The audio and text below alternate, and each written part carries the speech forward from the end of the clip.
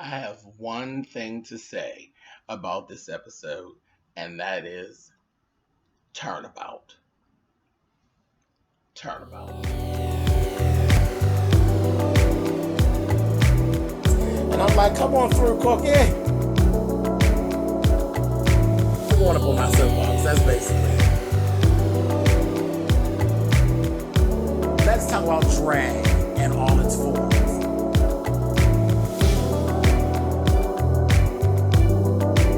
What, Cookie?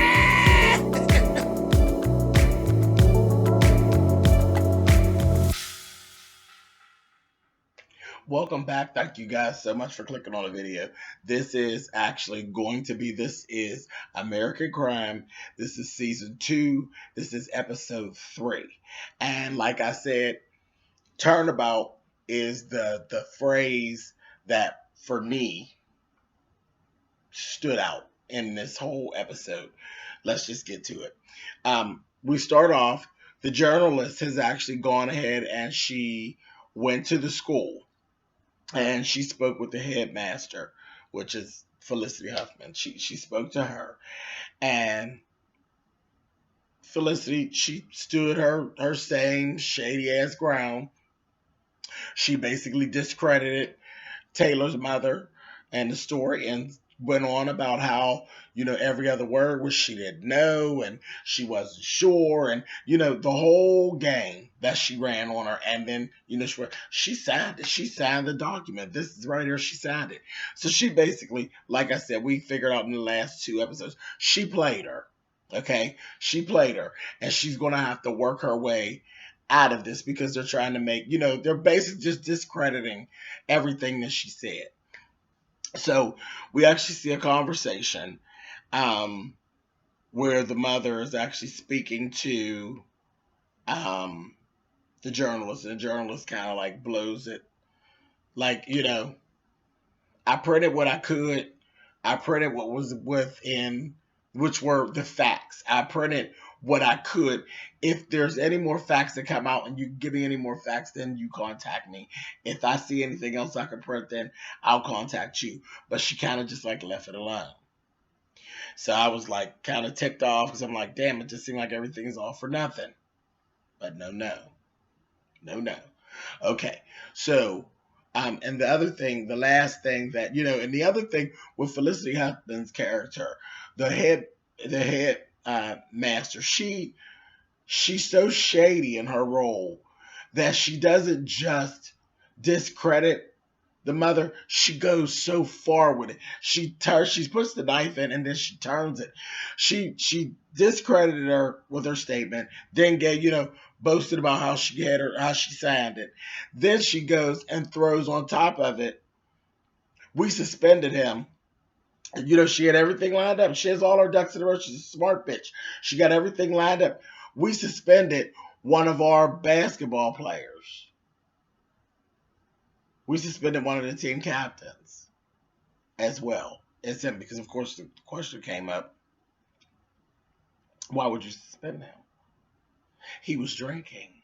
And those pictures, he was out of order. And we suspended him. But we suspended one of our team members as well. But see, what the mother needs to do, instead of doing all of this, she needs to figure out what's going on with her son, that he's out binge drinking. Classic when it comes down to rape. And it's just worse with this situation. Everything is always turned back around on the victim. And this is just the way it is. They even stated it later in the program. I'll get to that. I'll get to it. But they stated how hard it is to actually convict someone for rape. So just hold on with me, and I'm going to get to it. Okay, so the next thing we actually see Taylor's mom. She's at work, and she's a manager at a restaurant. And there was this jerk that was in there giving this female a hard time, and he's yanking her, and he's pulling her all by her neck, and, just really doing the most without going way over. But you could say it's a very abusive situation. So, Taylor's mother's really not feeling it. and tells him, please don't do that. Asks the woman, is there a problem? She's conditioned it. She's like, no, no, no, no, no, everything's fine. This, that, thing, and the other. And it's not. It was very much, it reminds you very much of a pimp and a hoe, that whole thing. And he was just really arrogant. He told her, bitch, you get out of here. And you don't come over here telling us. And she told him, you know what, you need to leave. He said, it's not none of your business, bitch. She said, it is my business. I'm the manager, and you need to leave. So she was giving the woman an out. But of course, that cycle. The woman got up and first they had a stare down. And Taylor's mother shamed for no foolishness. So she stared his ass down, and then they ended up getting up and leaving. He knocked the plates and shit on the floor. I was like, this punk, just a punk. So I was like, I wanted to bust him up. It was just too much. But anyway, again, perfect acting, because when you got perfect acting, that's when you get those reactions in your home. Yeah, I was pissed off. I was like, fuck her. But anyway, so that she's dealing with that, and you can see that everything that is of an abusive nature, of that, it just sends her over. So we see that. Then after that, we see our favorite, Regina King, Kevin's mother. We still ain't got a name for her. Kevin's mother. She's over there, and she is literally in the process of firing this African American woman who works for her. And she was so cold and so callous. And I don't know. I mean, there was a picture painted that the woman had been written up 4 times, and the woman was steadily trying to. She's crying, and she's steadily trying to explain, it's not, I wasn't just not doing things. He wrote me up because he's literally pinpointing and picking at me, this kind of thing. And she's sitting there, and she didn't flinch. She pushed the Kleenex to her, told her, you don't have to sign for your things. Just stone. Totally stoned. She was hearing nothing of what the woman was saying, and the woman was telling her, she said, I've actually complained to you about this before. I've told you he was harassing me. This, that, thing, the other. Playing her hand. And what I was getting from Regina King's character is, you know what? It is what it is. You black bitch. I'm not going to stand for you. I'm going to stand for me. And I'm the black bitch that got to get rid of you. So goodbye, black bitch. We'll see you around. Whatever. It was very much that way. Very much that way. And I didn't get the feeling at all that the woman was trying to really pull the black card. That we're black, we're sisters. I didn't get that at all. I got the feeling that this woman had literally been harassed. She had conveyed those messages to her boss, and Regina pulled tech, HR, this, that, the other. And I mean, all of the bye bitch, see ya. And that's what she did. Then after that, we actually see her and the husband are out for dinner with I think he's Middle Eastern fella and his daughter. And she's going on and on and on about how blacks are and how they come and they try to pull the sister card and all that. And she's just fussing and she's just going on and on. And I'm saying, that is not at all what even happened. That's not what I got from it. You played your lane. You were the black bitch that had to do the dirty work, and you did it. And that's what I see from her. I'm special, and if I have to crush you to stay special amongst this circle of people that I'm in, then fuck you. You gotta go. That's what I see from her. Now, her husband is different. The husband is real in touch with reality. He knows the limitations of their lane, and you can see it, and I'm going to talk about that later too. But they are different. They're different. She is an arrogant black bitch, with a position. We've all met them. Anyway, so next thing we actually see Kevin and his dad had a conversation because while they were out at dinner, Kevin actually goes and tries to talk to the Middle Eastern guy's daughter, and she really wasn't with the bullshit. Because again, she got money. So she impressed. You can't impress her like that.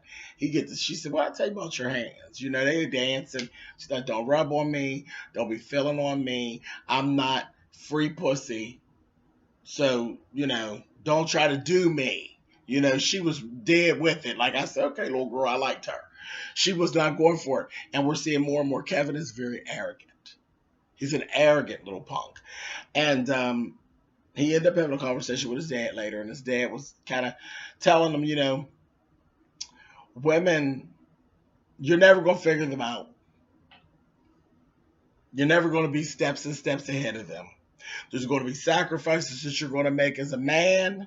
There are expectations that you are going to have to uphold and stand up to as a man to be happy. And he basically was saying, these are the things I've done for your mother. There are sacrifices that I had to make in my own character and get rid of character flaws to fit into her world, make things run smoothly. That's what I got from their conversation. And I'm like, he's very truthful and very down to earth and right on with what's really going on, and damn all the sugarcoating. Okay. And the mother's just hard as ice, and she's living in this fantasy and go on. She thinks she's special. So I said, okay, so that was an interesting conversation that they had. And like I said, in the meantime, between time, all the stuff's going on, Taylor's mother is not really getting what she wants fast. She's not getting results fast. So we see Taylor he's at a session with a social worker, with not social worker, but with a psychologist. And he's like talking, and they're going on, and it's, they're discussing different things, and the conversation's very sketchy. It's very sketchy. There is some background family stuff that we are not getting that we're going to get later. And I'm like so here for it. It's got me leaning on the edge of my seat because I'm like, I need to know what is going on with that mother and that son. There's some background story that's going on with that mother and that son that we have not gotten to. And this is the reason why I believe I know for a fact there were psychological appointments set up before any of this even happened. Okay, so they were already clients. So I'm just holding on, trying to wait to see what actually is going on. Okay, so now by this time the article has started to circulate. Regina King's getting into work. Somebody, actually one of the partners, just said, "Sister, there's something." A little article, and there's your son's name in it, and this, that, and the other. And so she's, all up in arms. What the hell's going on?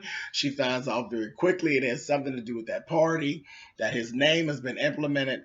She immediately calls her husband and tells her husband, go and get him from school now. Have him removed.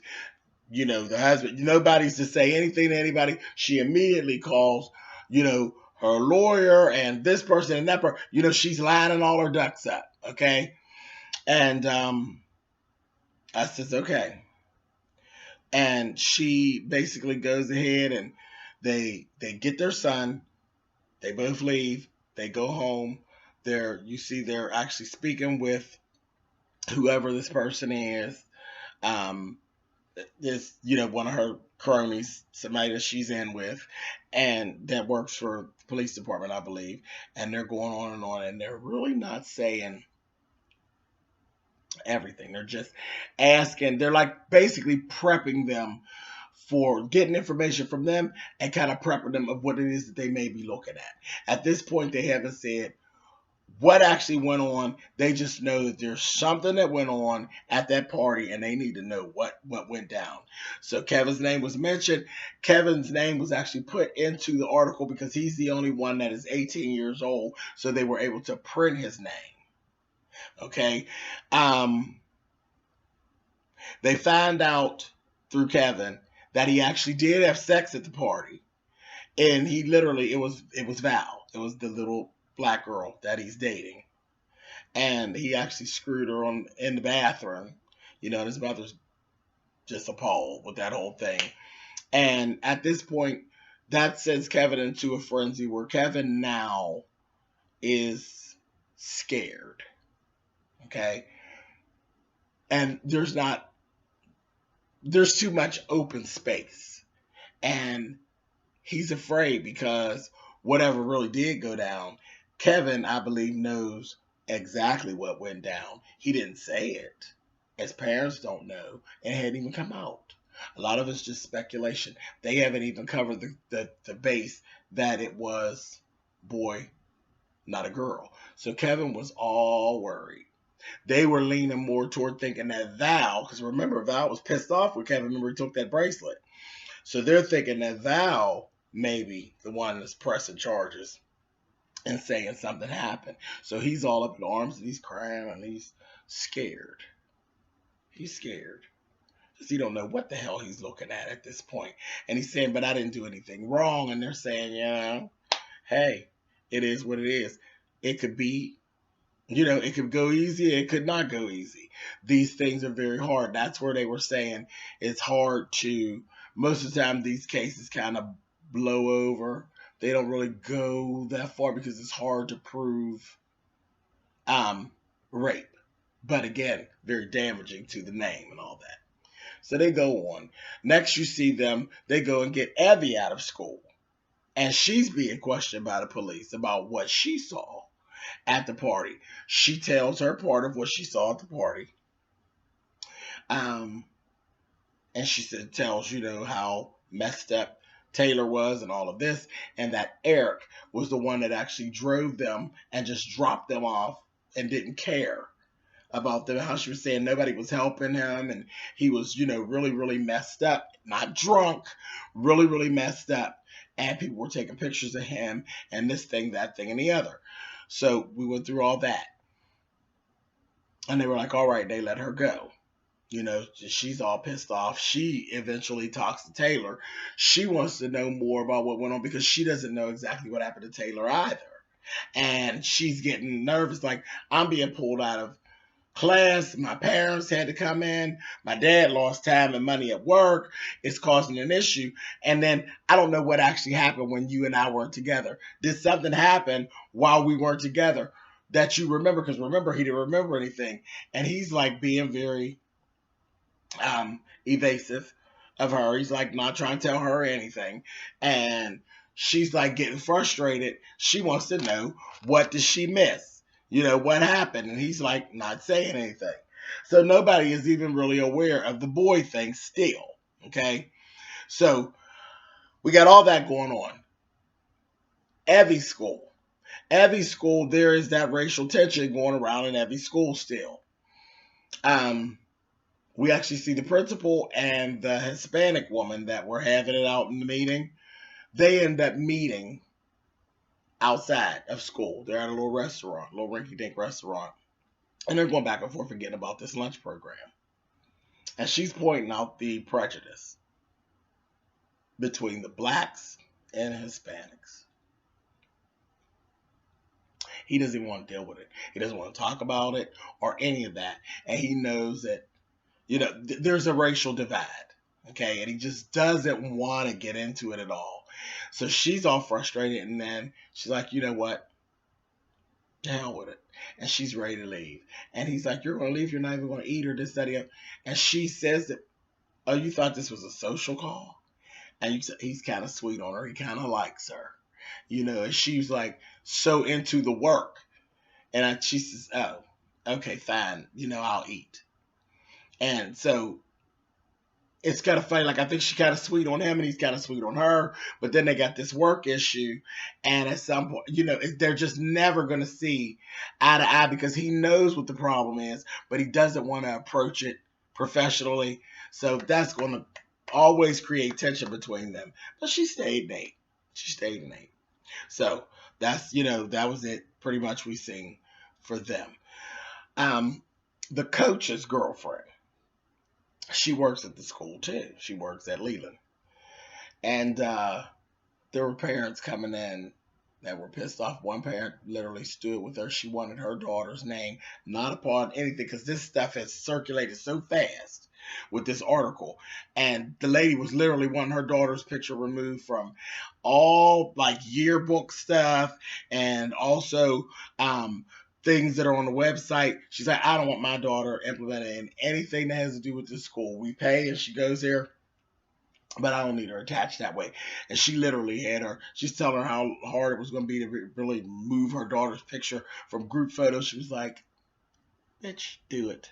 And she stood over her while it got done. Because when you're rich, you get what you want. And she wanted it done. Period. So she's explaining to the coach, how that was going on. And, he was jumping bad. And I know my boy, he was automatically dealing with the boys didn't do anything and this, that thing, and the other. And just like, nobody even talking about that shit, And then we kind of dove in and we seen that they actually are having some issues, intimacy issues. And found out that they both used to smoke weed and all that. But since they ain't been smoking weed, baby, they ain't been getting down. And, he's like, well, things change. This, that, and the other. Your old ticker ain't working at it. That's kind of what's going on. His little ding dong ain't getting hard for her. And she ain't happy with it. So we kind of found out that little tidbit about them. So next thing we see, we actually finally sit down with the detective that is speaking with Regina King and her husband, and Kevin's upstairs, and they come on down with it. There was some type of a sexual assault, and it was against a boy. And Regina King automatically, she said, "What? Boys don't get raped. And boys don't do that to other boys. And even if they did, boys can fight their way off. Is the school even taking this seriously?" That was her whole stance on it. In the midst of all that, baby, the dad leaped up from the table and up the steps. He had business. He rolled up in that room and he didn't say a word. He snatched Kevin up in his motherfucking collar so goddamn tight and fast and asked him, "Did you touch that boy? This, that thing, and the other?" And remember, they just had the conversation about the boy versus girl kind of thing. I said, that the girl, he was saying how girls were kind of aggravated. So I don't know if that was running through his mind or what, but he yanked his son up so goddamn tight. And Kevin was telling him, "No, Dad, no. I assure you, I never did anything. All I did, I messed around with Val, nothing else." So when he said that, I don't know if the dad caught it, but I caught it. Kevin knows exactly what goddamn happened at that party. He knows exactly what went down, okay? And while all that was going on, and the father, backed up off me, he was sitting there and he was just, just furious. He was seething with anger. Because that right now he don't know what to think. All he knows is I think he's hoping that this boy is telling the truth and whatever. The mother's downstairs. And this is where I was saying about turnabout. Because Regina King, her character got a burst of that fucking turnabout that I've been talking about. When, yeah, you're only special sometimes. You're not that special. If it comes to us versus you, bitch, you're not special. You're another one of them, honey. And the detective, he's a black detective. And she literally leaned her stinking ass up in that chair and said to him, "Well, yeah." He said most of these cases don't even go forward. It's very hard to prosecute, but I can't get a lot of information because it is very touchy, very touchy. And she says, "Well, you are going to let us know everything that you know, and you are going to keep us abreast of what's going on." And he's looking at her like, "No, I'm not. I'm not going to stretch my neck out at all.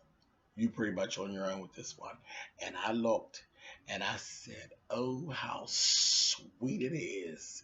Because just like you wouldn't go any step further to help that other black woman. You just felt that she felt as though you should help her because she was black and you were black, and you didn't even budge. You just fired her. He didn't budge. Your boy's name's been implemented in this shit. You have to work your way out of it, and I'm not getting in it. See how turnabout is? Turnabout is not always fair play. Turnabout is a motherfucker when you're on the wrong end of it. So I sat there and I was like, I had such a chuckle in my belly. I said, Karma's a mother, ain't it? And that she was like, so, you could just tell it just threw her completely off that she wasn't being treated special. She didn't lost her place because we're the special black family. Not anymore. So, anyway, then we actually see Taylor and his mother, and they're having a little conversation. And she's asking him about his visit to Dr. Esposito, and he made a statement to his mother, you are on some type of guilt trip. I didn't want to do any of this. I want it all to be over. I want to switch schools, and I just want this to be over. She said, you need to promise me that you continue to go to counseling. He agreed. But I think she actually, she's agreeing that he doesn't have to go back to Leland. But what's the guilt trip? What is that about? And I cannot wait to figure out what that is. Like I said, there's something dark and ugly, I believe, that has gone on with this family, and I cannot wait to figure out what it is. Something has gone on with that mother, and it's affected that boy. I wonder if he's been raped before, or someone molested him or something, and she knew. It's something dark, and I can't wait until it reveals. Anyway, I'm not going to do too much speculating anyway, but I know it's good shit, and there's some good shit that done went on that we don't know about. But anyway, okay, so then the last thing we actually sing, another piece of turnabout. There's a detective that actually comes to meet with the headmaster at the school. So he's meeting with Felicity Huffman, and she's playing her role, and she's doing, standing in her shit, and I got it all taken care of. And he says, I'm going to need you to give me a list of the boys that were at that party so we can actually run them all for DNA testing. And she stood in her shit and put her she was really feeling her puss. And she said, we are not going to help you along making our families uncomfortable. And he said, either you'll do that or I will issue warrants for every boy in this school. I said, okay. And she's sitting there and she's like, what? Now she got her smart ass on now. Like, how could, And he said, because we are officially treating this as a rape. He said, huh? Yeah. We found semen on his clothing, and we also found blood, which states that there was a forced contact, and we're treating it as a rape. And you will get me a list, or I will DNA test every boy in this school, and I will issue warrants for each and every student that is male in the school. And her face was cracked and on the ground. I said, turnabout. This was a fabulous episode where you got to see that the two bitchiest bitches in the whole program found out you're only special when we want you to be special. But when we want what we want, your ass ain't special. And I was so here for it. But anyway, that was it. That was what has gone on in this episode. This is just getting better and better every week. And we're only 3 weeks in. And I mean, it's giving me everything I need. I'm telling you, I cannot wait until next week. So You guys hold on with me. Y'all got to suffer the 6.5 days right along with me. So that's it. That's it for my review for this third episode.